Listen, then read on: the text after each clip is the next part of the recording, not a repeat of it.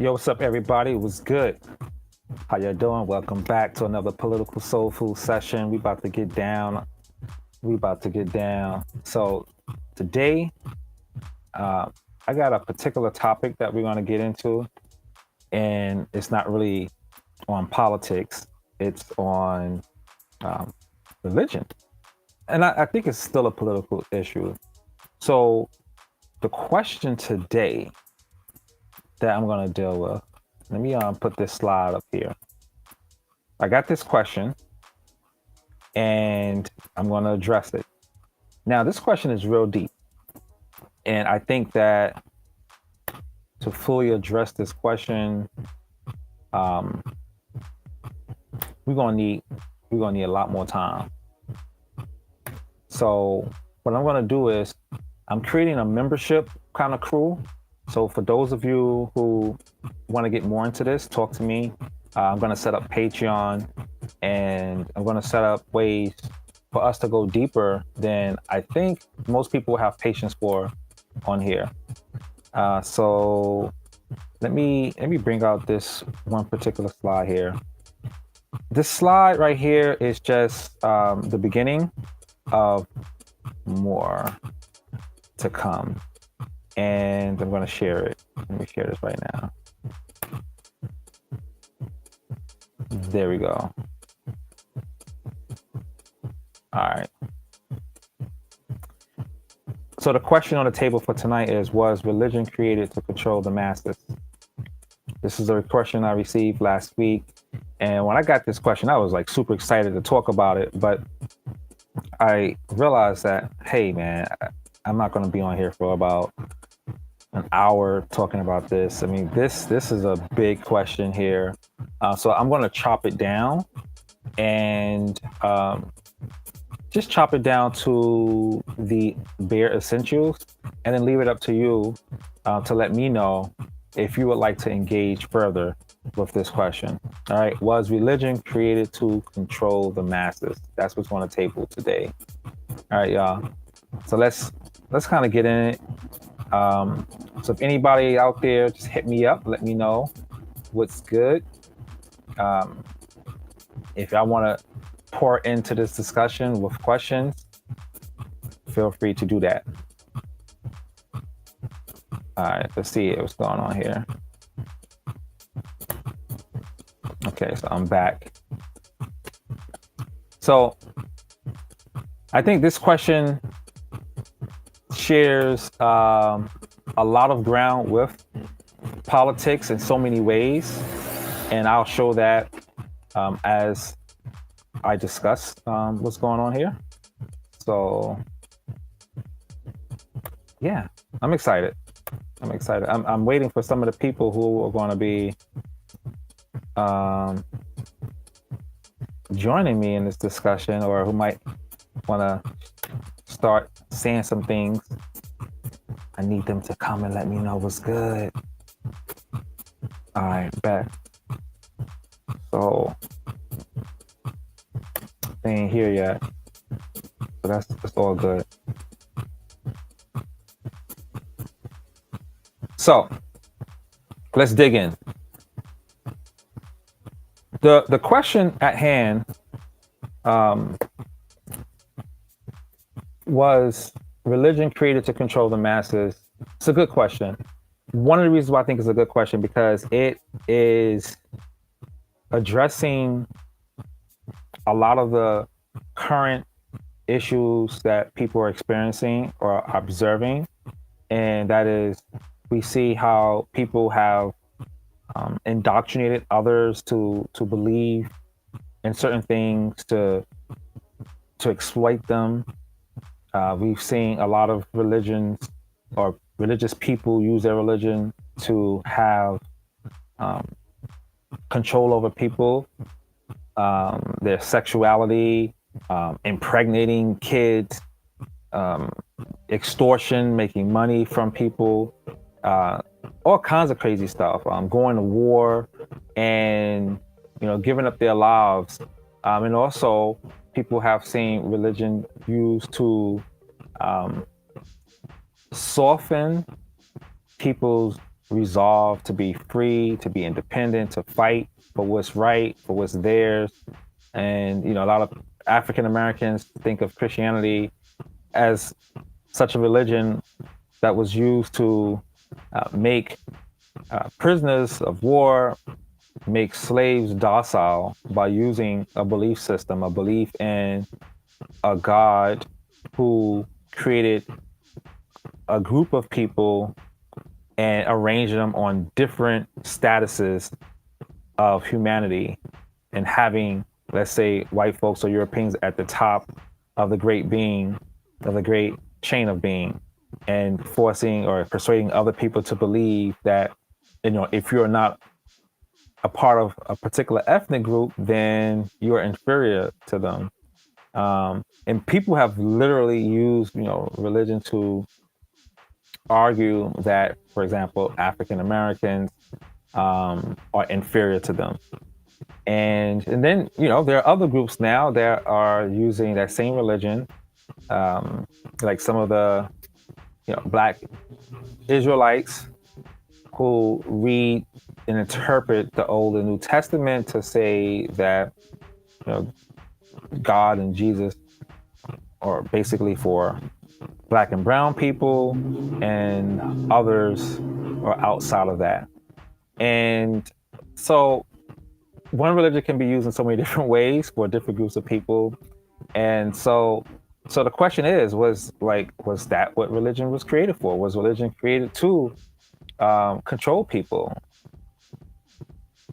I guess that depends on how we define religion, right? And so that's one of the things that I wanted to bring up here and have a discussion on. How is religion defined? Now, I have two definitions that I would like to share, and you may or may not agree with them, and I would love to know if you agree or disagree, and would love to have a conversation about that. So this question is going to go to y'all. Let me put this up here. This is your question. What is religion? How do you define religion? Okay. So let's see here. Definitions. What are some of your definitions?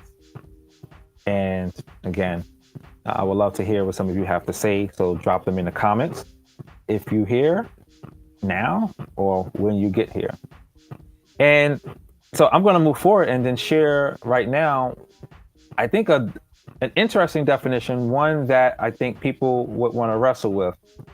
Oh, what's up, DG Films in the house? Nice.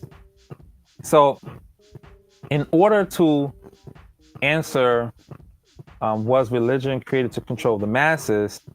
I felt to respond to the question that was given to me was to say, okay, wait a minute, what is religion in the first place? Right? Because for me, I already see where the person's coming from. It's clear to me how religion is perceived. So, and how religion performs. Okay. And in that case, I think it's imperative that we now talk about what religion is. So if any of you got a definition for religion, let me know. Okay. So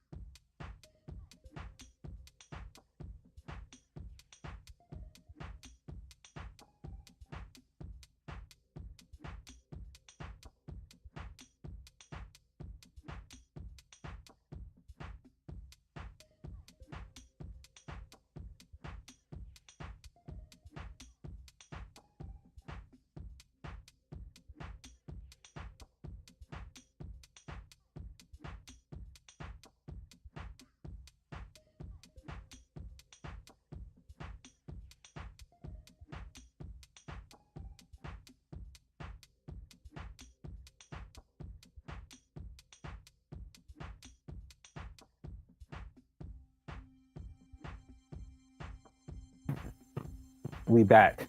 Okay, so we did get one definition up here. So let's check out that one definition. We got, according to Google, it is the belief in and worship of a superhuman power or powers, especially a god or gods. Yeah, I like that definition. That's a pretty good one. And Google's definitely going to give you something. And the following comment was, I don't find solace in religion. I find solace in God's words as written in the Bible. The Bible is a historical record of our people. Oh, it's getting real already. All right. So I love that definition. I'm going to add one. I think that definition is pretty cool. It definitely gets to the bottom line, and it's much simpler and more to the point than the definition I want to bring out. I got two definitions I want to bring out.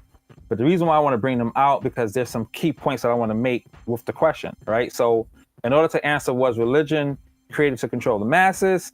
Let's talk about what religion means to us, or what it is, regardless of what a particular person thinks.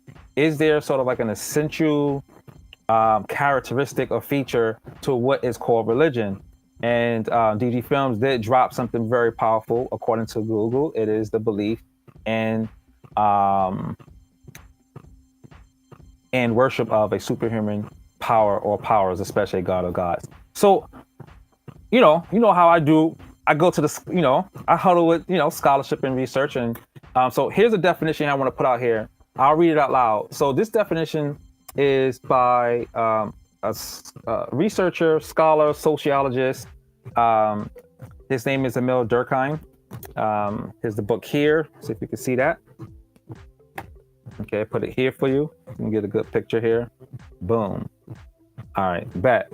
So Emil Durkheim says, a religion is a unified system of beliefs and practices relative to sacred things. That is to say, things set apart and forbidden, beliefs and practices which unite into one single moral community called a church, all those who adhere to them. The second element, thus, holds a place in my definition that is no less essential than the first, ensuring that the idea of religion is inseparable from the idea of a church. It conveys the notion that religion must be an eminently collective thing.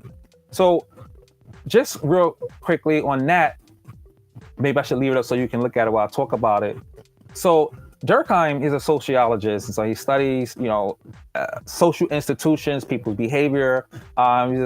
He was around during the mid 1800s up to the early 1900s. Okay, he's no longer around, and so for him, religion is not just like a whimsical idea or thought. It's a unified system, sort of a system we might think of a practice or a craft, right? Something that has well-defined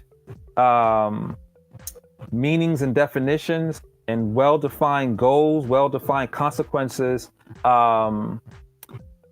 for our actions, okay?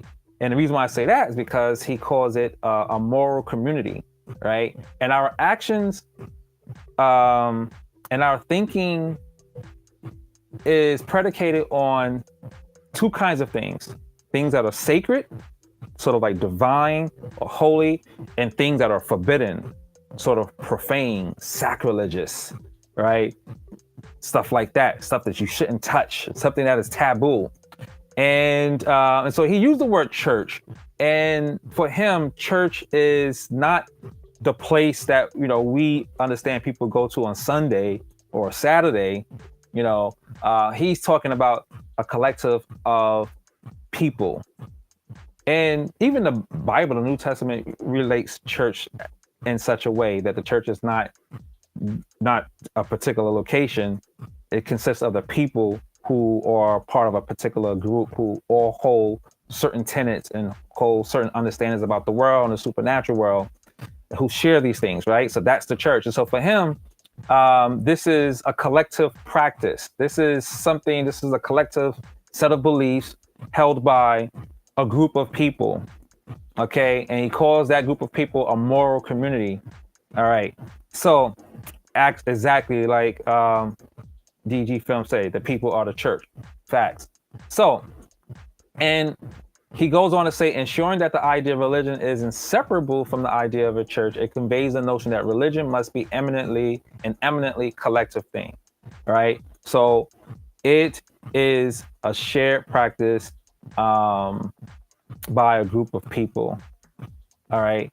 Now, we know that in our day and age, and he's sort of reflecting on belief systems and practices from the past, leading up to where he's at in the 19th, early 20th century. But a lot of people now, reject the term religion and they use the word spirituality. And some say, I'm spiritual. I have a certain connection with my God or the God or with the higher power. And so I want to bring in another definition that I think will work well with what Durkheim put here. And let me bring this in now. And this is by another sociologist. Okay. And so Durkheim says, Steve Bruce says, and he's alive. This guy's around. Actually, I read a lot of his stuff. I'm engaged with his material, and I'll say that for another conversation. So we could define religion in terms of the purposes it serves or the needs it meets, but such functional definitions rather assume what ought to be demonstrated.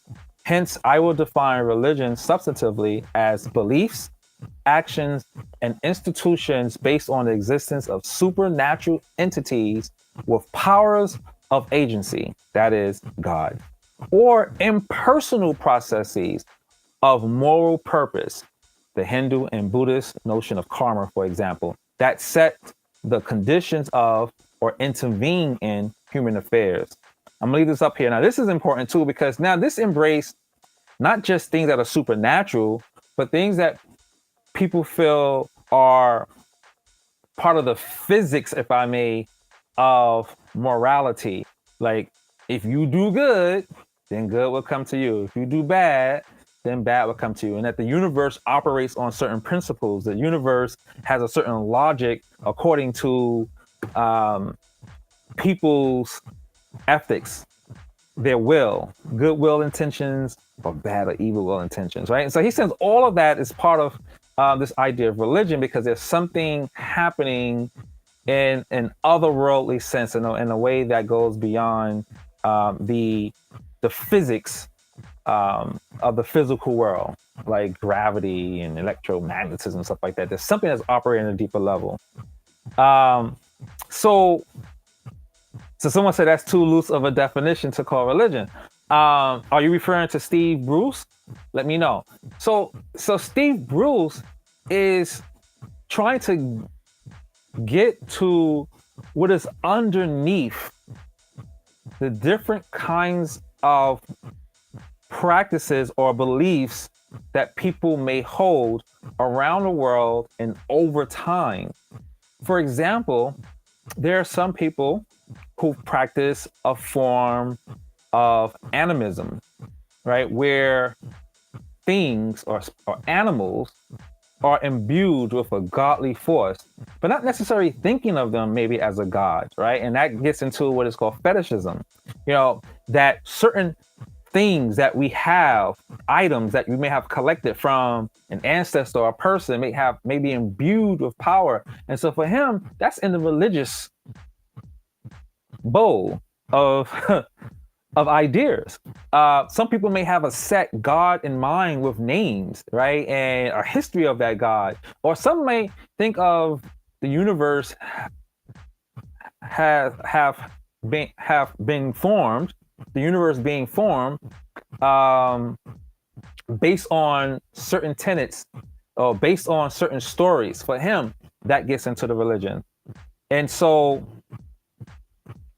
I said they call it animism. The people who practice it don't call it animism. Orishas are one example, like Enki. So exactly. So now, a lot of these terms are terms placed on people's practices. What these terms are doing is to help us understand similarities and distinctions among human culture. So what's happening is that in various times, in the past, people who were disconnected have thought about the universe and thought about the planet and thought about the interactions and created a notion of right and wrongs in one way or another. And when people begin to insert, let's say, what we call now a spiritual force or cause to things, I think what Steve Bruce is saying is that they probably would best fit in the category of religion, because it helps us see what they're all pointing to. Some kind of force or energy that is outside of or beyond what we understand to be the natural world.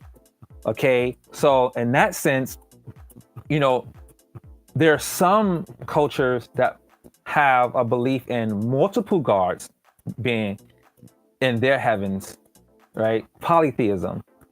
And others we know have a single God. But then you have another religion that don't see a God and say, well, there's a force, there's a divine force. And so for people who are interested in saying, wow, when you travel the world, there's so many different ways people conceive of how the universe was made, what's behind everything, and what determines what is right and wrong. And so these things get put in a religion. And so now they try to categorize the kinds of religion. So is there a particular God, this one God that exists? And they might say, well, that's monotheism. But prior to monotheism, there are religions older than monotheism that had several gods, right? And when we look at the history of older civilizations, and we look at their writings, or we study their practices through archaeology or through their paintings. Anthropology helps us with this. And some of the writings, we can see that many groups of people had a belief in multiple gods. Some didn't really see a God outside of this world. And so the God was like part of the very existence of everything.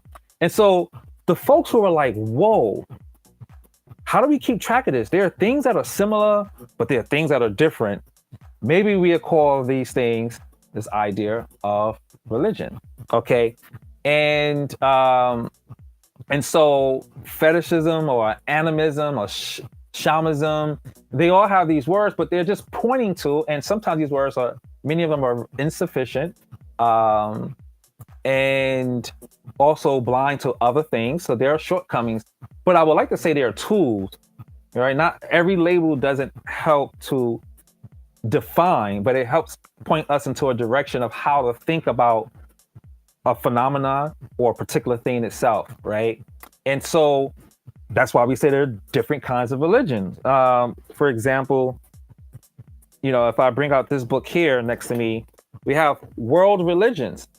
And so we wouldn't find political ideologies in here. We wouldn't find scientific theories in here per se. We're going to find different belief systems and different practices of people, not just in our time, but also in the past.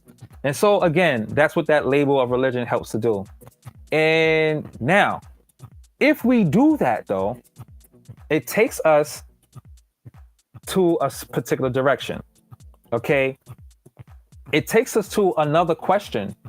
If we would define religion, doesn't everyone come from Africa? Second question. Do you believe in epigenetics? Okay. All right. I'll try to get into that, but that might have to be a separate video for us to huddle on. So that's a good one. That's a great one. So in the answer to your question, like very briefly, like yes, but I'm gonna stay focused. Y'all know I don't know if y'all know me, but I can detour. So going back to these working definitions, I'm thinking, okay, if we hold definition as someone said, is kind of loose in a sense, it's loose to allow different kinds of religions to be a part of the conversation. But when we do that, now we think about when did these different kinds of religions emerge, right? So let me put this up here. Okay, when and how did religions emerge? Along the lines that we're defining them, right? So as DG Film says, he got from Google, a belief in and worship of a superhuman power or powers, especially a god or gods. So when did that get started? Okay, now here's what's interesting. If you do your own research, as we always hear, you take a book like this, World Religions, A Historical Approach. Now, many people, if you ask a person according to their religion, they would tell you when their particular religion got started. And from their perspective, that is when religion got started. Like, that's their truth, right? Now, I'm a historian, professional historian, intellectual historian, as well as a philosopher. So when I have my historian hat on, I have to listen, or I have to learn about the experiences of other people on their own terms. Like, if we have evidence of people living in Africa and Asia, different parts of Africa, different parts of Asia and Europe, and they have different names of gods, they have different ways that they see their civilization having got started, how the universe got started. Before I get into their right or wrong, I have to document, or if there's a specialist who does that kind of work, I'm reading and understanding these categories. I'm saying, okay, this group of people got their religion going on. Now, most religious books don't document the religions of other people across times or in the past. They usually focus on, like, a sacred text, like, for example, the Bible, for example, is going to focus on a religion of the people who that religion pertains to, and then the religions of the people that that particular group interacted with. And then, you would get some talk, but it's usually it's a very close circle. It's about the people that a group of people interacted with. So you're in the Bible, for example, or if you're in another book, if you're in the Bible, you might not hear about Buddhism, right? Or Shintoism, or animism, or Zoroastrianism, and vice versa. Only according to certain religions, when they're in a particular class, like, for example, the Abrahamic faith, there is a dialogue. So when Judaism was around, people weren't really thinking of Christianity at the time, right? That's like hundreds of years later, if not 1,000 years later, until Christianity comes. But Christianity is talking back to what some people just call Judaism. And then there's a split. You got Christians. And so we got to document these things. You might have people who are Jews who say, well, Christianity is a kind of a different thing. And you have Christians. And there are some Jews who go, oh, no, it's linear, right? And then you have Muslims who go, well, no, wait a minute, Judaism, Christianity, and then Islam, right? It's sort of an Abrahamic faith 3.0. So when those people get into the ring, start talking, I let them get into the ring to battle it out. My job as a historian is like to go, okay, you said this, she said that, he said that. And that's where, we get this kind of information from. Now, what I want to get into here with the question, when and how did religions emerge? Now, historians are going to get into that from the perspective of different religions. Okay, so let me bring something up to the screen here. And again, we can go deeper. So I'm moving this kind of quickly through these slides here, and then we can chop it up. So let's see. Let me bring this slide up here. So religion for historians go as far back as the Paleolithic age. And around 50,000 to 30,000 BCE, there are evidence of belief in life after death. Their evidence comes from the burials that are examined by anthropologists. And as technology moves forward from the old Stone Age to the new Stone Age, Neolithic age. We get shamanism. People are interacting with the world very differently. People are learning from the past, and they are pretty much learning from the mistakes of others, or they're adding more information. Okay, so yeah, civilization. So civilization for historians get started around 5,000, around 10,000 to 5,000.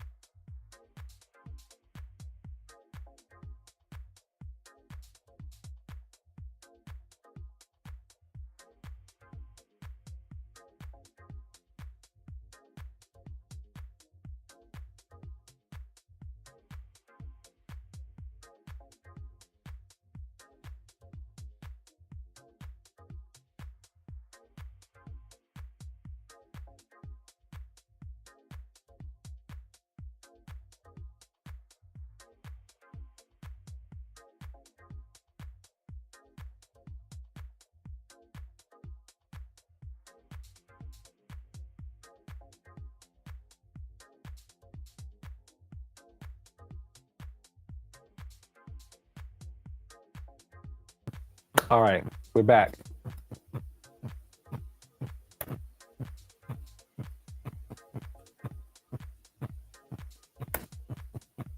All right, nice.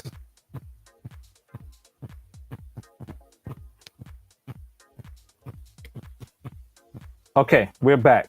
I don't know what internet out here, bro. Spectrum is slipping. Okay, so let me see something here. What's happening? All right. So let me move. I'm going to move forward. I don't know if anybody has anything in the chat, because I can't see anything in the chat right now. Let me clear that out and see if I can get the chat going on. Yo, see if I can put something in the chat, because I can't see anything right now. I'm gonna have to go to. Let me go there on my phone. But I do see y'all back here. So, all right, let's keep it moving. So, around 10,000 to 5,000 BCE, around this time, we have the agricultural revolution, and human beings, Homo sapiens, are beginning to coalesce, and different kinds of belief systems are becoming more formalized to something that have practices and things that are passed down, and power structures such as political entities are forming, and people are amassing themselves with political and economic power. And as such, religion is becoming more sophisticated in representing these developments. And so this gets interesting, because now we start to get an antiquated form or ancient form of like urban religions in a sense, right? And that's where we get the development of Egyptian religions, Mesopotamia religions like Sumeria, and then out of that, other groups are forming, like Buddhism is starting to form around 500 BCE. Yahweh is forming around 1,000 BCE. And so these different groups are forming out of their different cultures, and things get really, really, really interesting when that happens. Okay. And so I want to show you something. I think this will, I want to share a screen here. So let's see. Let's share another screen.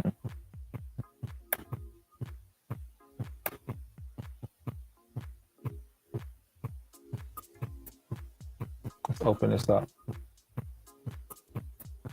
Okay, here we go. So let's do a timeline. I want to share this here. All right, so here we go. So check this out. You can check out worldhistory.org. It's a good, cool site. All right, so here's a timeline. And this timeline is, these are estimates and approximations. And for the most part, historians, scholars agree with this timeline here. So let's see. Earliest 4000 BCE, earliest Egyptian myths recorded. About 3500 BCE, first written evidence of religion in the world recorded on Sumerian tablets. Let's go down.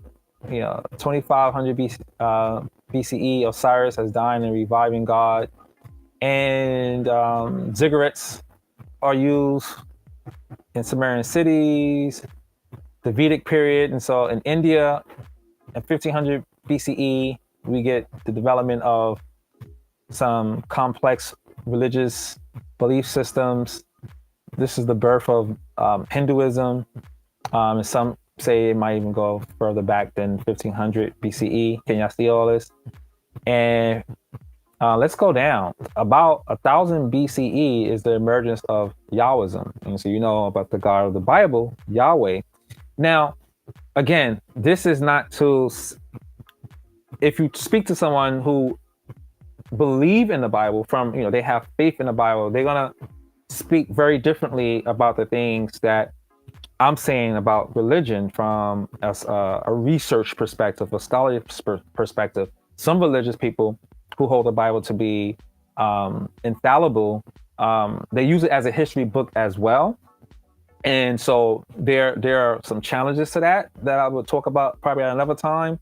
But some think, believe that, the world is about 4,000 years old and doesn't go as far back. But, there's a way to look at trees, there's a way to look at rocks that shows us that, the planet kind of been around much longer. And there are items from different places of the world that shows us that people were believing in things prior to Yahweh coming on the scene. But be that as it may, for those of you who, want to have that, broader understanding of what's going on in terms of what we know about the world as of now. So this is a nice little chart here for religion. The reason why I want to bring this out to the question, was religion created to control the masses, is that when we understand the definitions of religion, now that we talked about them very briefly, and again, I'm down to do something where it's more in depth, a little slower on Patreon or something like that. So let me know if you want to take it to the next level, and we can really itemize this and get crazy. But for the most part, we understand that religion, consists of a set of beliefs and practices by a group of people, and these beliefs and practices tend to point to a supernatural force or understanding of the world, or a moral force of the world. And people have practiced religions to the point where it was really simply about, understanding what is sacred and what is profane. Understanding, a lot of religions, for example, a lot of Egyptian religions and a lot of religions that come out of hunter and gatherer civilizations were giving thanks to some powerful force for allowing them to run up a bunch of animal to eat. Native Americans are known to sort of give thanks to their gods and to the universe for being able to eat a meal, right? And so that's a form of religion that is really not about controlling masses. It's about saying, oh, wow, thank you.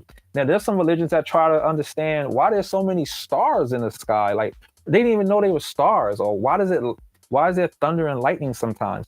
So a lot of belief systems come out of that. And a lot of them, as human beings, learn more and more about the world, to say, okay, maybe thunder is not a god yelling at us, or maybe a rainbow. I mean, some people do feel that a rainbow is, a representation of God's promise to not destroy the earth by water again. But science says, well, what's happening is that the light is being fractured through the sky. This is a common occurrence when you have, some rain, some clouds, some mist, and some sunlight. And this is how light is bent. And actually, you can create it. You get a prism. All right. But again, you have a certain belief system that people hold, at a certain level or ranking over certain understanding of the world. And we understand that because a lot of these understandings of the world came up so many hundreds of years ago that they're just still in our society. And also groups of people have lived so isolated for such a long time that different other religious groups don't really count or matter. So I bring this out here again to make the case that if we see how all these different religions getting started, right here, 6 BC to 30 C, when Jesus get on the scene, when the Apostle Paul, I skipped some of the Greek, when Zeus and them started coming out. So the Greek poet Hesiod writes Theogony. And so there are just different versions of gods all over the world popping up at different times. And some are borrowing from each other and some are mixing things up. Like even, for example, the Greek philosopher Herodotus writes in his book, they call Herodotus the father of history. We can talk about that. But what's really important is that he writes one of the earliest attempts it's one of the remaining copies of the earliest attempts to document things from a historical perspective, not from a belief, like this is what we believe in. He was writing this is what we see. This is what I see. And he felt like when he was hearing certain people, certain different civilizations of people he was documenting, they would say stuff that he was like, I'm not sure about that, but he was like, that's not my job, right? My job is to just write what they say. This is what they believe. This is what they think, So you should check out that book, Herodotus. It's called History. And so what's interesting about Herodotus is that he said when he studied the religion and civilization of Egypt, that Greek religion, the pantheon of gods, were so similar to the Egyptians that he's convinced that Greeks have adopted that structure of, religion and that approach to religion, right? And so this is someone way before us living and saying, hey, when I think about my civilization and other civilization, and so what I'm just saying is that, people who lived thousands, hundreds of years ago have already done what I'm talking about, like acknowledge that they actually borrowed from other people. And however, when you're living in that time and you're growing up, or when you're taught something, you don't know about the history of how, what came before. Some people don't have that perspective. So for them, the only perspective that they have is, well, this is what I was taught, and so this is it. And I'm not trying to get into whether it is or not, could be, but my job is to say, hey,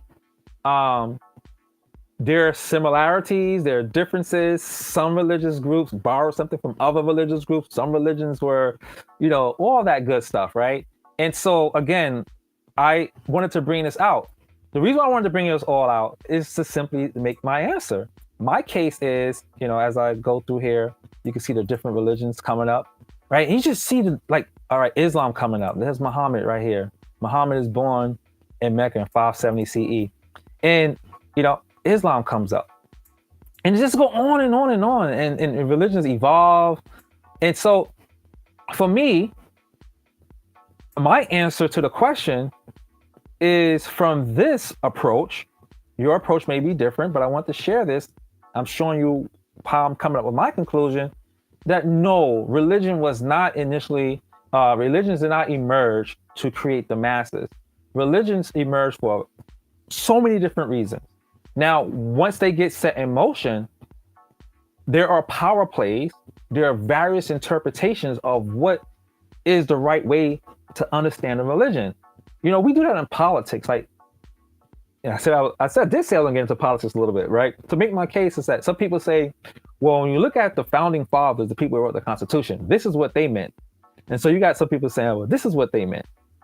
these are the originalists, the fundamentalists in a sense, who will say, we got to follow the word by the word, T for T. And you have others who interpret and say, no, they're giving us a rule of thumb, but certainly they cannot be speaking for every period of time after their lived experience, because things change.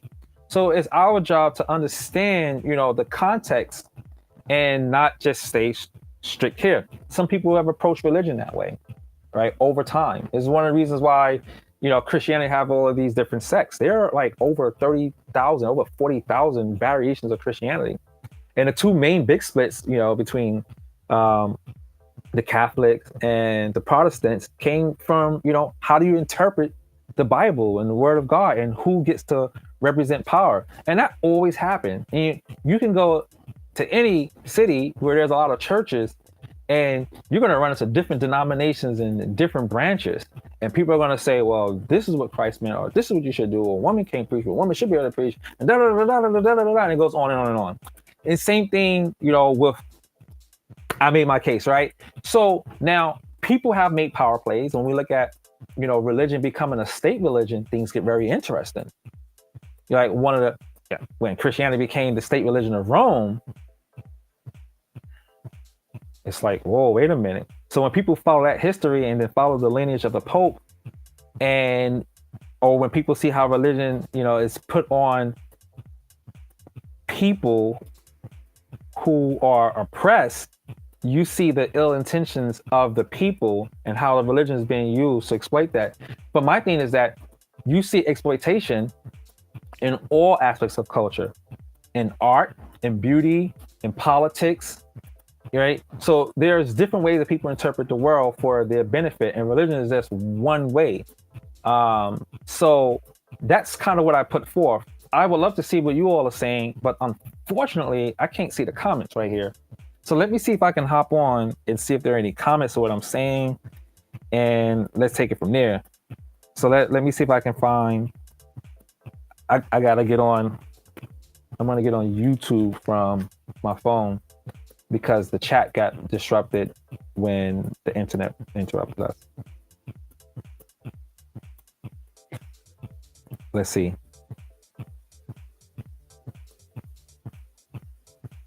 All right, so here we go. Boom. All right, so I don't see any more. So let me take some of the comments that I do see so far. The Orishas are one example. I get it. Doesn't everyone come from Africa? Second question, do you believe in epigenetics? I don't want to fear you, of course, but I was hinting at the fact that different people could come up with the same conclusion based off of a shared ancestry. True. I just saw a picture of a white guy dressed as Pharaoh. Nice beat, by the way. Thanks. Pastors of antiquity. Things make a lot more sense when you read the Bible. The Bible talks about all of this. The absence of evidence is not the evidence of absence. The absence of evidence is not the evidence of absence.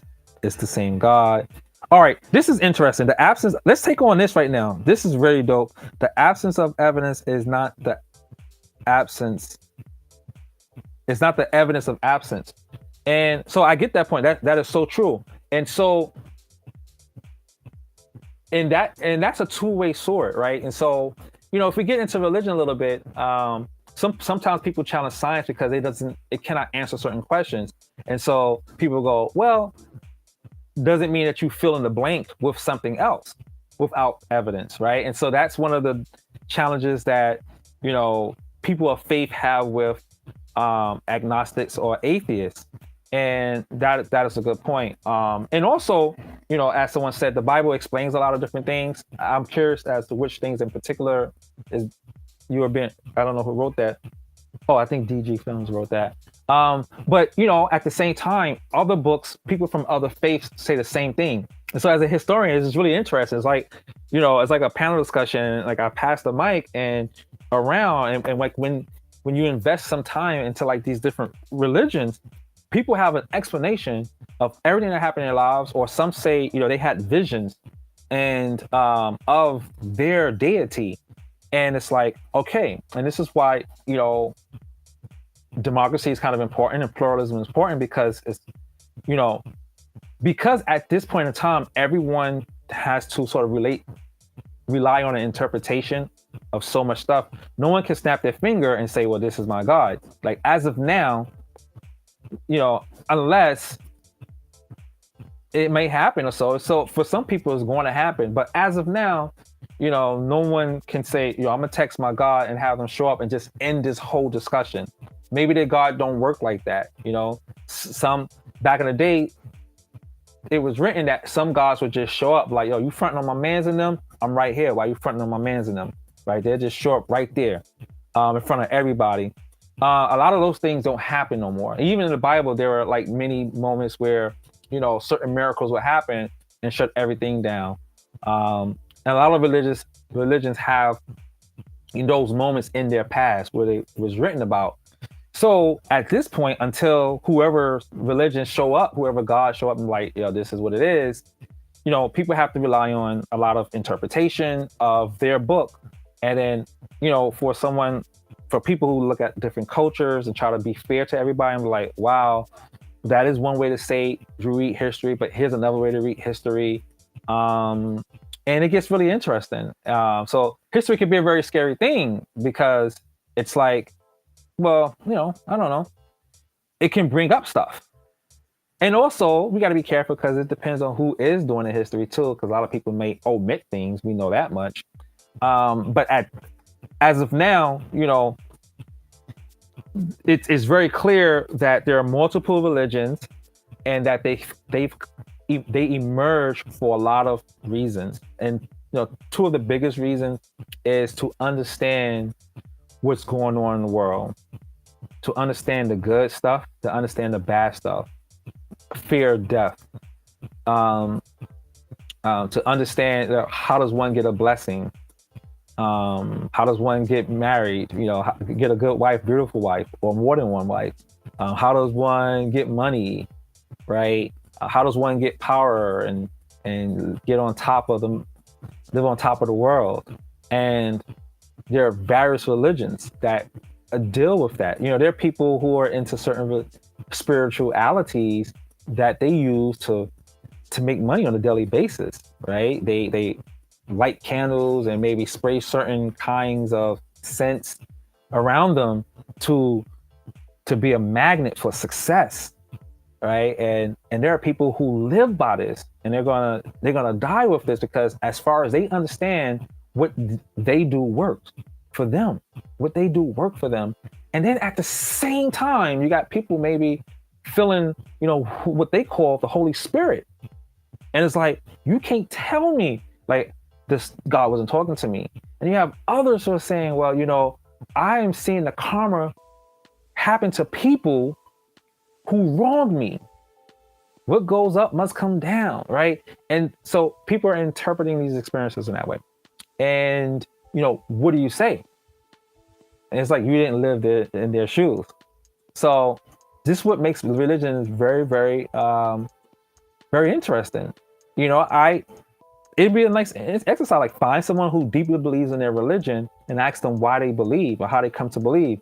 And you will find, if you go across enough different religions, a lot of the reasons why they believe and what they believe are going to be very similar. You're going to find a lot of commonality. My book explains everything, or I had a personal experience. I've seen it, throughout the world. It makes sense. And so religion goes beyond just controlling the masses. It's a way of life for people, right? And religion, for some thinkers or philosophers may argue that, religion was sort of a bundled up composite of, scientific, philosophical, and political and imaginative thinking about the world. And then over time, these different categories began to branch out as human beings became more acquainted. Right? There are things, when you go back in the past, the further back you're going to pass, the less and less and less people knew about the world, about the human body, about the universe, right? And the technology and the collective thinking created technology and created deeper thinking about what's going on, right? So it's really fascinating. So I wonder what any of you are saying now about. It's okay, man. I understand it's hard out here for a streamer. So yeah, so I find all that interesting. So now I actually wanted. I mean, there's a lot of detail to go into. I get really excited about these things, and so if anybody's interested in really, going through a more formal review of this question, let me know because I'm down for it. I can prepare something. And so let me get to another question or statement here.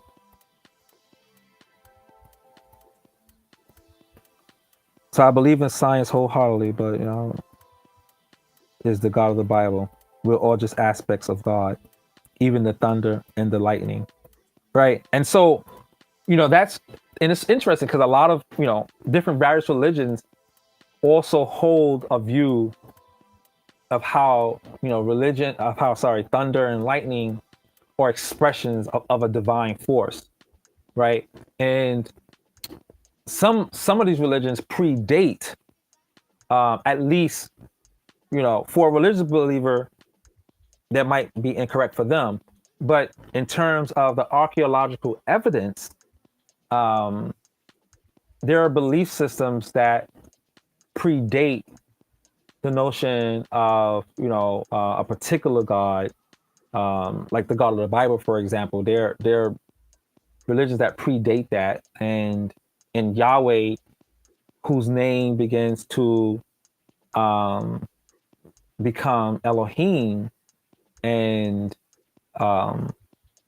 or Adonai, and others, there's a timeline, from the writings. When people have examined the writings, they can see, which books of the Bible, we can tell which books of the Bible were written at which time. All right, not only just from the material they're written on, but also by the accent, the way. It's like, for example, 3,000 years from now, imagine people reading some books, some magazines, or listening to some raps without having dates. They find scraps of paper, and they might find something that says, it's like urban culture stuff. Somebody's saying, yo, that's cap. That's cap. And then somebody's saying something like, yo, what up, fam? And then somebody else saying, yo, what it do? What it do? Right? And one scholar might be arguing over the history of Black culture, saying, yo, that's cap was around the same time period when people were saying, what it do? What it do? What up, man? How you going? That sort of maybe 70s or, earlier way of talking. And there are people who are studying language so closely that they go, wait. They weren't saying cap back then. That's much later. That's a couple of generations later. Or they weren't saying, X, Y, and Z at this time period. And so you have people who are really doing that kind of work with ancient texts that they can look and say, something is off here. And so when people around the world write in certain languages about certain events, they can say, wait a minute, right? Because there are a lot of we have a lot of documents that were written and said that they were prophecies, and researchers have noticed that they couldn't have been prophecies because they're using words that weren't around when they said that time when they were living in. It's like it had to have been written in the time that they're talking about. So people have, we've looked at certain books, and there's certain, even scholars are debating, let's say, the book of Daniel along those terms, right? And so if you're interested in that, you can check out some scholarship. And if you want to be pointed in that direction, let me know. I can point you in that direction where there's a debate on whether or not the prophecies there were written before these events happened. Biblical scholars, New Testament and Old Testament scholars are saying, no, we have evidence that what's been written was written after the event that the person is saying this will happen, because there are things in the storyline that didn't exist in the environment and in the world at that time, right? And so it's like me saying, in the 1800s, yeah, the some buildings are going to crash by some airplanes, and it's like, okay, how do you know that word airplane? Like, it's not even in the language.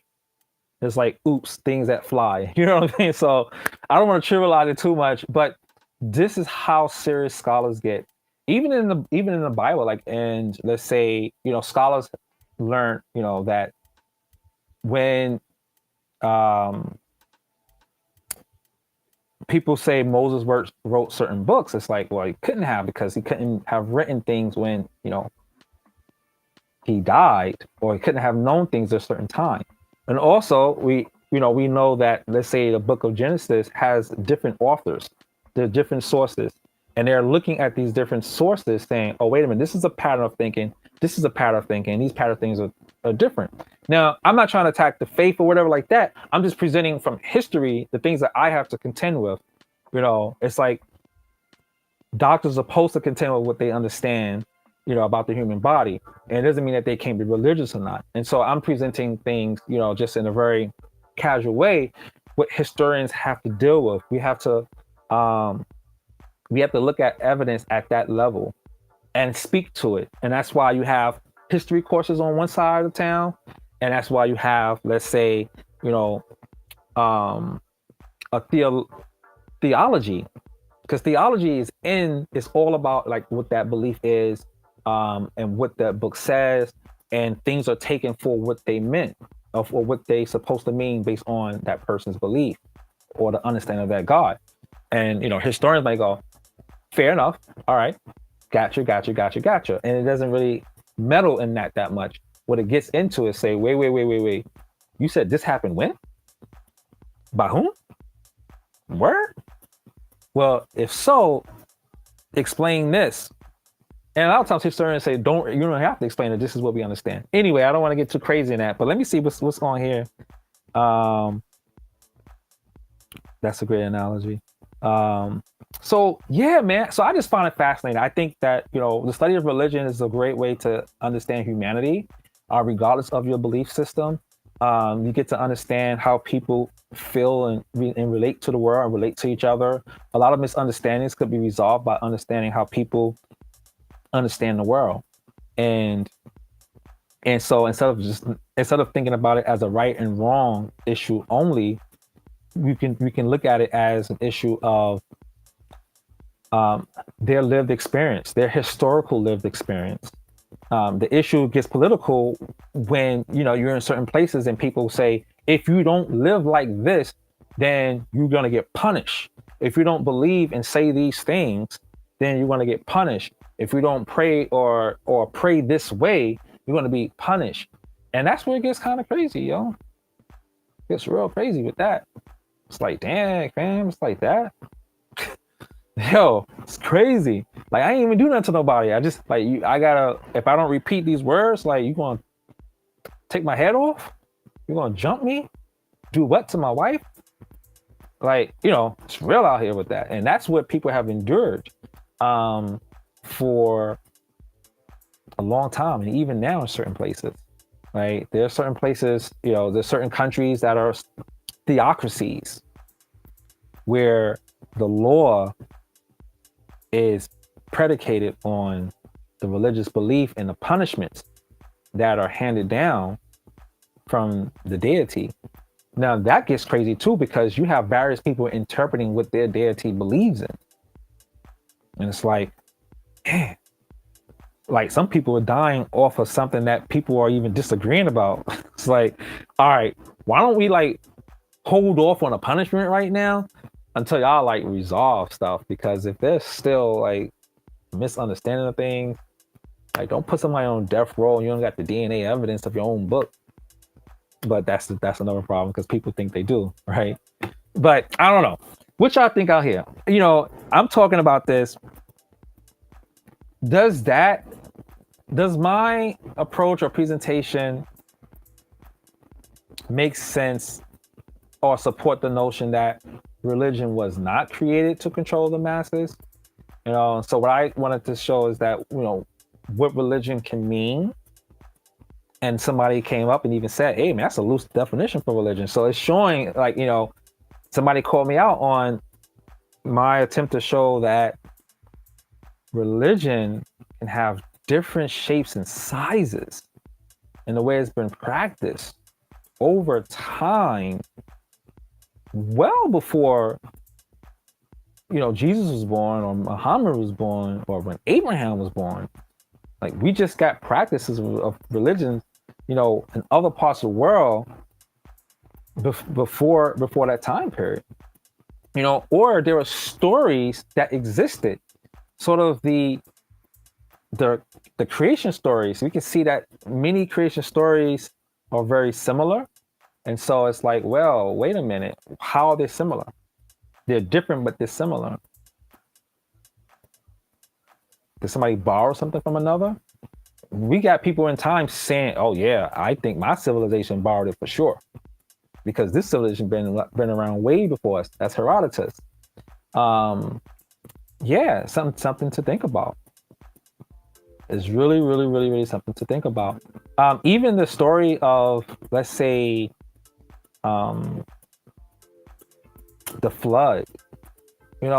Again, as a historian, I'm just fascinated that prior to the Bible's explanation of the flood, there are Mesopotamian stories about various floods, different floods, destroying human beings. And that become a trope, and that becomes sort of a common thing. And that's big in another religion, like, or a custom. For example, like in Greek tradition, different poets or people who would like drop their own sort of poetic version of what happened in the past, of what gods were doing. They would use certain kind of storylines and then flip them. And like, whoever flipped them the best is like, oh, your boy is hot, he's lit. You know what I mean? And so we have different narratives about things. Yeah. And so, yeah, like, study some of the, I would recommend looking at the Epic of Gilgamesh, and which, predates the Bible as we know it, and look at some of those stories and those creation stories. And again, I don't know, God, different gods could have revealed themselves or allowed that to happen for whatever reason. But as from a historical perspective, again, it's very interesting that certain stories or practices may have predated others, and others that came up with their vision and version of things. Even, for example, like with the Israelites, we see that the Israelites kind of went through a phase from polytheism to what we may call monolatry before monotheism. And monolatry is sort of a favoring of a particular god among others, like idolatry, so monolatry. The mono is one.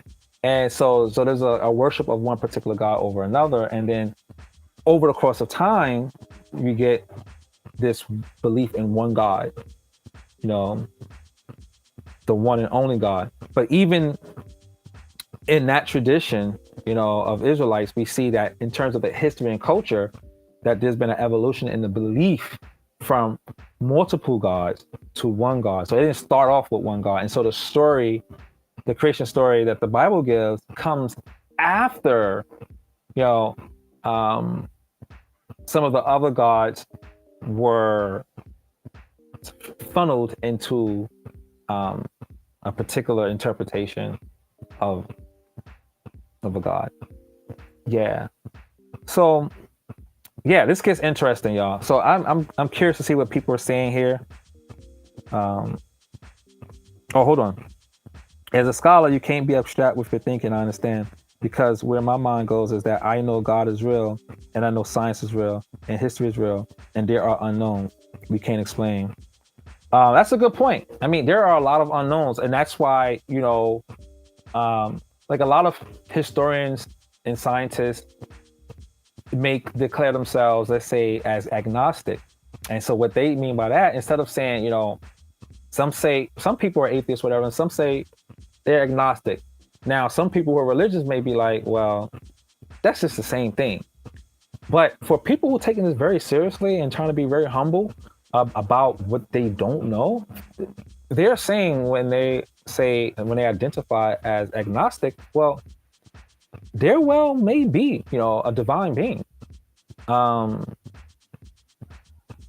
However, according to the evidence that they have, they can't say this or that God is the God, but the door is kept open, right? And so that's really interesting for people who hold that view, right? You have others who say, well, listen, nah, thumbs down, right? And then you got people who go thumbs up, like, I don't care about anything. So it's very interesting across the board how that goes.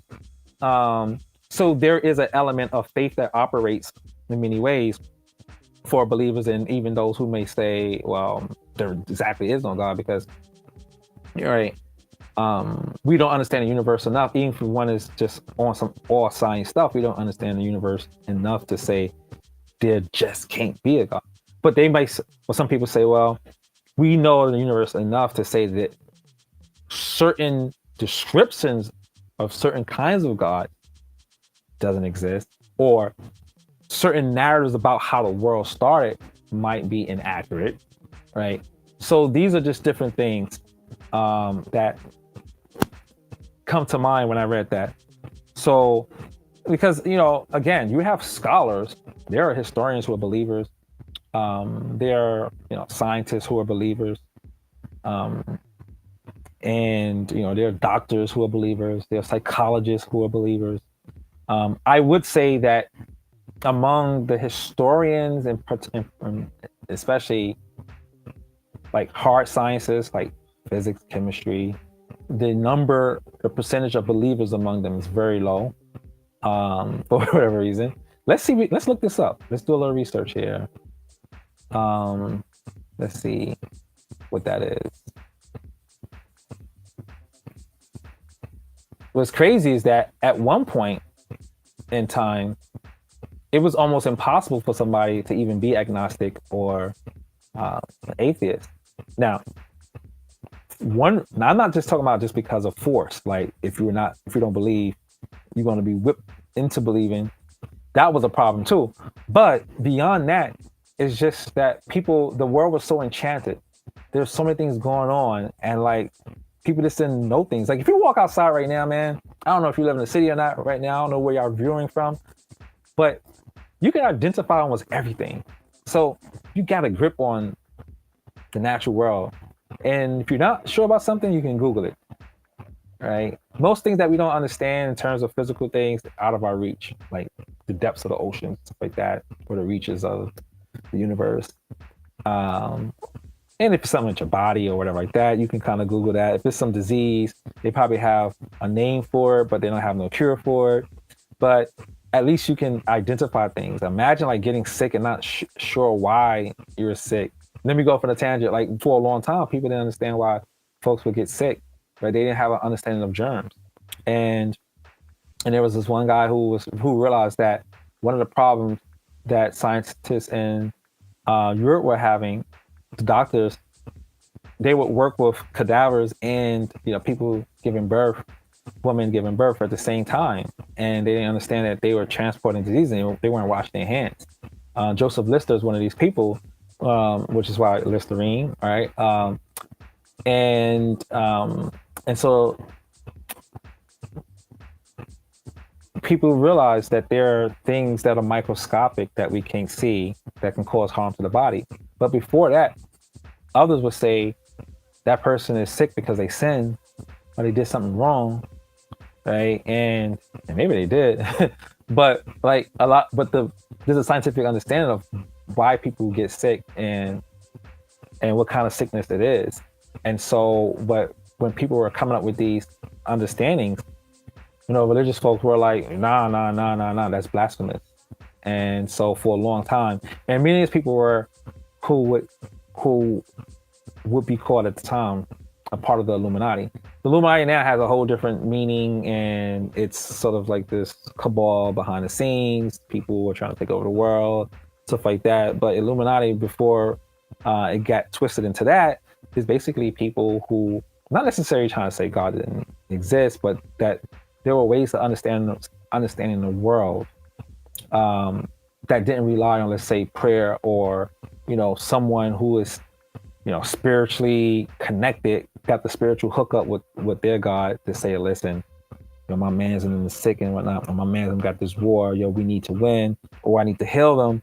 I got you. It's like, you sick, drink this, get some rest, blah, blah, blah, eat that, holler back in like a week, you should be good.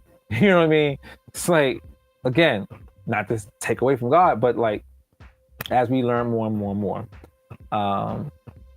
But yeah, so what percentage of, I want to see this, scientists are religious? Let's see, let's do a pure research. All right. All right, I'm gonna put this up here. All right, y'all ready? Hold on. All right, that's kind of small. Let me expand this. Okay, let me show you where I got this from. Pew Research. Pew is pretty dope, right? This is back in 2009. So religious belief among the general public and scientists. So this green right here, you can't see, but that green up there is percentage of who believe in God. And then the darker green is who don't believe in God, but do believe in a universal spirit or higher power. See, according to the definition of Steve Bruce and Emil Durkheim, that would be religious, right? You don't have to necessarily believe in God.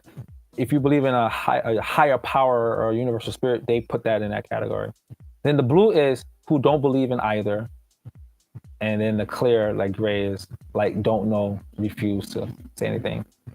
So among the general public, 83% believe in God, and 12% believe in a universal spirit or higher power, and then 4%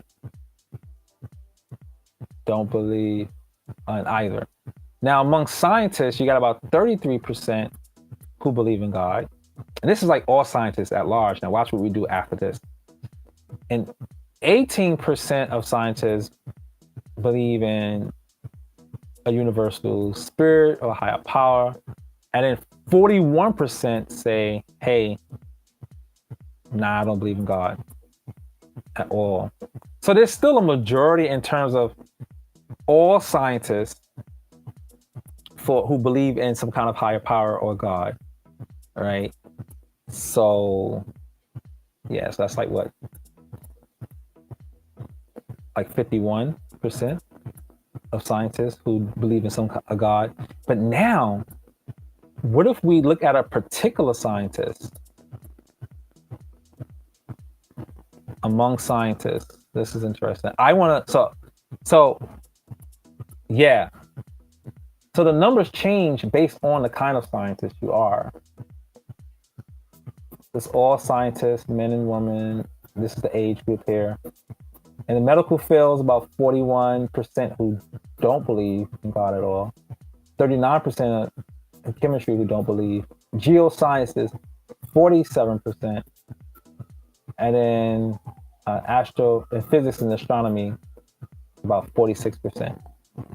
I wonder what that number is today. I would love to do that over. So it's a big difference when you start dealing with science, stuff like that. So what do y'all think about that? I do what they say don't do. Talk about religion and politics. It's like, it's real important.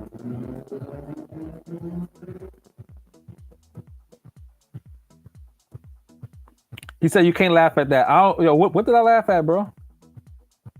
I'm curious. Oh, they're shooting outside.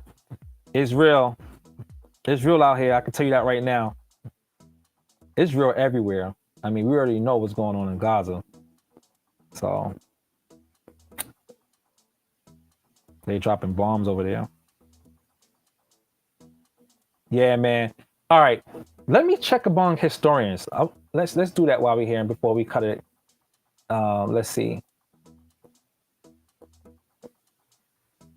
if I can even get that percentage.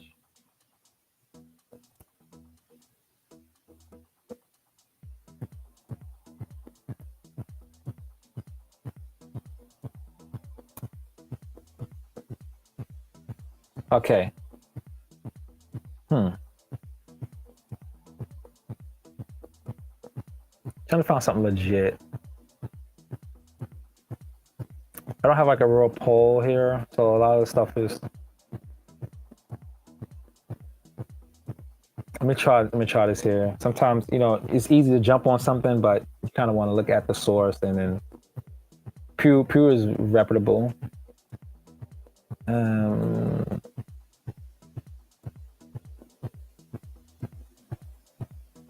Yeah. I'll get back to that. So I think so I do have another question I need to follow up with. So the person who asked me this question asked me a 2-part question. And I'm trying to find where that question is, the second part of the question. If you're here, post that for me. So hold on 1 second, y'all. Let me see if I can get the other question for us.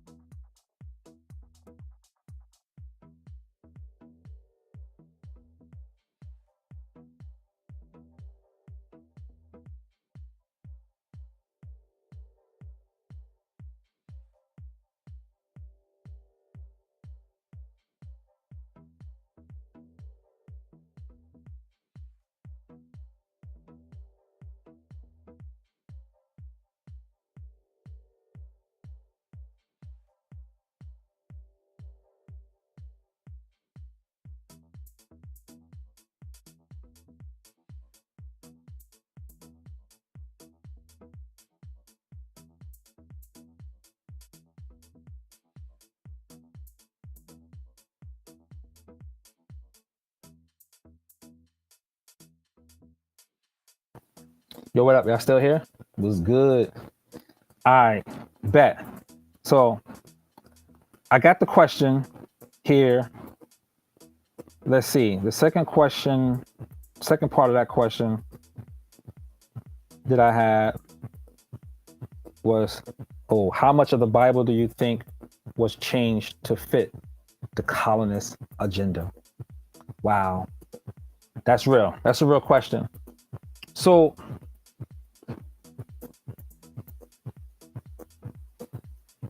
I was thinking about making that a separate video, but maybe I can touch on it a little bit right now based on what I know. And I'm not a biblical scholar or biblical historian. However, I do engage that scholarship and that history because it does relate to my area of expertise, which is one of them, which is secularization. Secularization is pretty much a study of like how religion interacts with the modern world over time, and to what extent does religion give way to a more secular way of doing business. So like, how does it share it? So a lot of people think of secularization as just like thing that's just trying to take over religion, or say that it's devouring religion. But no, it's properly known. The proper definition is the decline of the social significance of religion. And so basically, you're not going to go to a pastor or preacher only to get healed. A lot of people do still go to a shaman or a religious person to overcome a sickness. However, people also go to a doctor. All right. And there was a point in time where, only the spiritual person was over a doctor. For some groups, that is the case, but not as much now. Then you have like half and half. People are going to make sure they pray, especially where the doctors cannot do anything else. But for the most part, even if you're a believer or not, you're going to go see a doctor or someone who, was trained to understand the body and deal with certain things. So secularization is sort of studying that process, right? Of how, religion doesn't occupy, certain institutions in our society. All right. That second question here, how much of the Bible do you think was changed to fit the colonist agenda? So as far as the historians of the Bible know, the Bible has went through changes over time, and but that was way before the colonists were around. And we can never know how much was changed, but not for the reasons of the colonists, mainly for doctrinal purposes, understanding what Jesus was trying to say or what the intentions were behind certain theological points made. And so there is documentation. I recommend Dr. Bart Ehrman. He is the world's foremost scholar of the New Testament. Somebody you want to check out. However, we can't talk about interpretations. We could talk about how was the Bible interpreted to fit the colonist agenda. All right. Let me show you something that I brought to one of my history classes a while back. Let me see if I can dig up an interpretation. Give me a second. All right. Let me see if I can dig into my file from back in the days. I used to teach at Hudson County Community College in New Jersey. And we were talking about the issues of slavery and racism and how people use various aspects of culture to perpetuate slavery.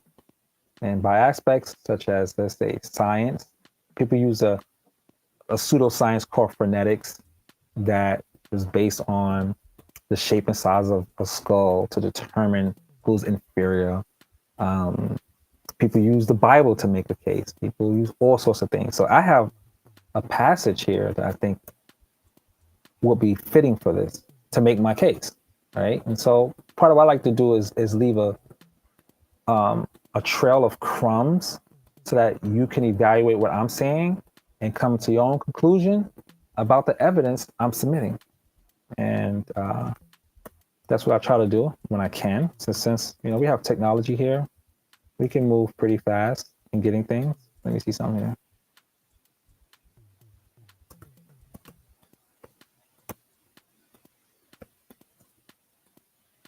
Nice.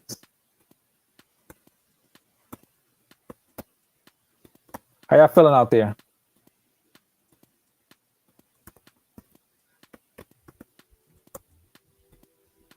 All right, hold on.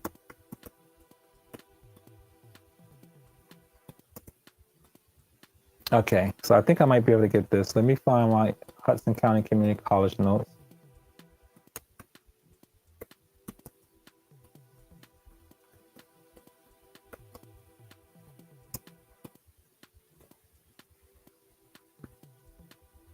Let's see what's going on.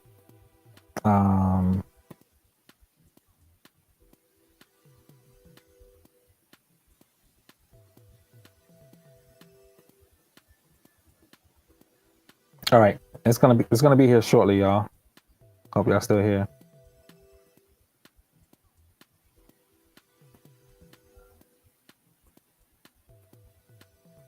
Yo, who's up in the room? Give me a shout out. Let me see what's good.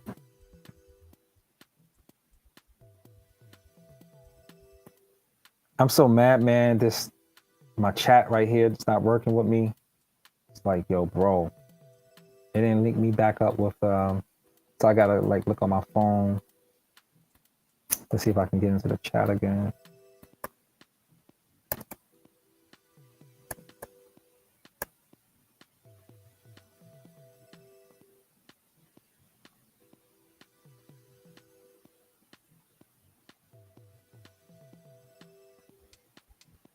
Okay.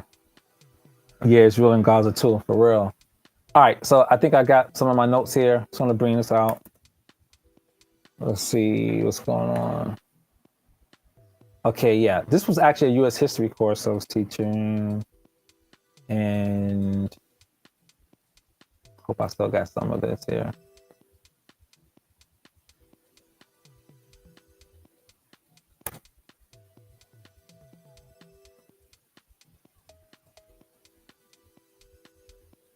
Was it Bloomfield? Let me see something.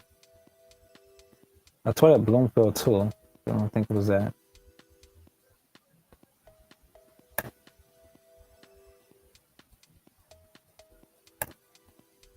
U.S. history. All right, that probably. So what's on the menu, y'all? What's on the menu? Let me know what's good. I'm ready to chop it up. We could probably deviate a little bit now while I try to pick this up, because I think this is definitely going to be something I talk about. Oh, I think I just found it. I did.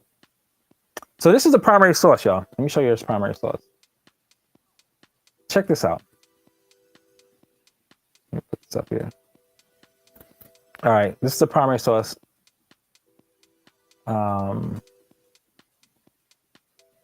Richard Furman. All right. A religious defense of slavery. Slavery was defended in the South not only on economic but also on religious grounds, and many preachers found justification for the peculiar institution in the Bible. They pointed out that the Old Testament told, apparently without censure, the ownership of slaves by the patriarchs, and they cited passages in the New Testament that seemed to support slavery in the Roman Empire. To clergymen such as Richard Furman, the Bible, which was the book of the highest law, gave divine sanction to the American practice. Representing the South Carolina Baptists, Furman in 1822 wrote and presented the following declaration to the governor of the state, who responded with unqualified praise. The significant portions of the declaration appear below. Okay, so you get to see the source and everything.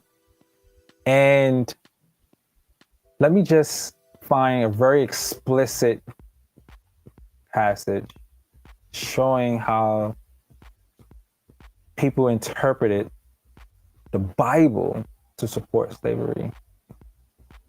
Here, let's go.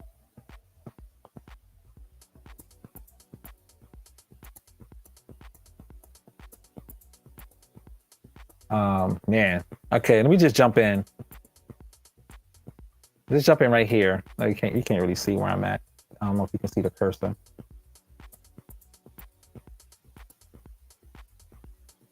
These sentiments with the convention, I'm on the second half of the page. These sentiments, the convention, on whose behalf I address your excellency, cannot think just or well-founded. For the right of holding slaves is clearly established in the Holy Scriptures, both by precept and example. In the Old Testament, the Israelites were directed to purchase their bondmen and bondmaids of the heathen nations, except they were of the Canaanites, for these were to be destroyed. And it is declared that the persons purchased were to be their bondmen forever, and an, quote, inheritance for them and their children. They were not to go out free in the year of Jubilee, as the Hebrews who had been purchased were, the line being clearly drawn between them. Wow. So they're setting the stage for slavery to exist, and on the terms of its existence. And well, the terms were indefinite, and who were to be subjected to slavery and who are not. Had the holding of slaves been a moral evil, it cannot be supposed that the inspired apostles, who feared not the faces of men and were ready to lay down their lives in the cause of their God, would have tolerated it for a moment in the Christian church. If they had done so on a principle of accommodation, in cases where the masters remain heathen, to avoid offenses and civil commotion, yet surely where both master and servant were Christian, as in the case before us, they would have enforced the law of Christ, and required the master should liberate his slave in the first instance. So there was like, yo, listen, we got examples when both when slaves and the slave masters were Christians, believing in God. And this is during the time of the apostles. And if that was wrong, the apostles would be like, yo, chill. Jesus, like, don't do that. But Jesus didn't do that. So they're like, therefore, if we Christians and we out here, we got to do what we got to do, because the apostles set the example. Boom. 1822, y'all. But instead of this, they let the relationship remain untouched as being lawful and right, and insist on the relative duties. Now check this. In proving this subject justifiable by scriptural authority, its morality is also proved. For the divine law never sanctions immoral action. So there's basically saying, if it's in the book, then it's right. Ain't nothing to think about. This is why, a lot of countries now are trying to say we need a secular state. We need a state that doesn't have a preference for a religion, because people are going to say everything in this book is right and everything in that book is not right. And it's like, all right, everybody going to want to rock with that. It's getting crazy. So, okay. So let me just go up to here. If the holding of slaves is lawful or according to the scriptures, then this scriptural rule can be considered as requiring no more of the master in respect of justice. Now let's go where he gets real explicit. So he's setting the stage. He's basically setting the stage. And now he makes some really crazy claims. Let me see if I can get it. I think I already proved my point. So this is a person who is pro-slavery, right? In 1822, he's trying to say, the Bible said it's all good. And so this is justification, not just for like slaves, but also any indigenous group of people who are not Christians, right? So Christianity was basically used to enslave people, whether you're Christians or not. Let's get that there. Oh, here it is down here. It is therefore firmly believed that general emancipation to the Negroes in this country would not, in present circumstances, be for their own happiness as a body, while it would be extremely injurious to the community at large in various ways. And if so, then it is not required even by benevolence. But acts of benevolence and generosity must be free and voluntary. No man has a right to compel another to the performance of them. This is a concern which lies between a man and his God. If a man has obtained slaves by purchase or inheritance, and the holding of them as such is justifiable by the law of God, why should he be required, to liberate them? If it's according to the law of God, why are you going to be like, yo, listen, give up your slaves? Nah, bro, because my God said I can have slaves. So back to that second question. Yeah, more than text being added, more than the Bible being rewritten, it was the interpretation of it. And this is for Protestants, as we see here, and also for Catholics. However, we got to keep in mind that this same book was used against, was used against religious people who supported slavery. So that's another thing. All right, y'all. So let me just chill here for a sec. Any feedback? Let's see here.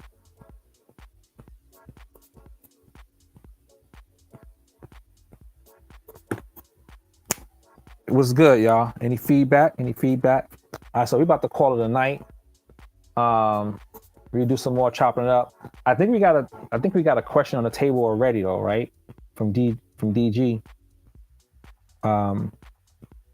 So DG got into, doesn't everyone, I don't know if that was a question for discussion or it was just like a part. I don't know if that was a question that you wanted to like get in, like just like take it on and chop it up, or was it just something in passing with the conversation we were having just now? Let me know what you think. All right, so you can always hit me up or DM me and let me know about that. Yo, thanks for stopping by, everybody.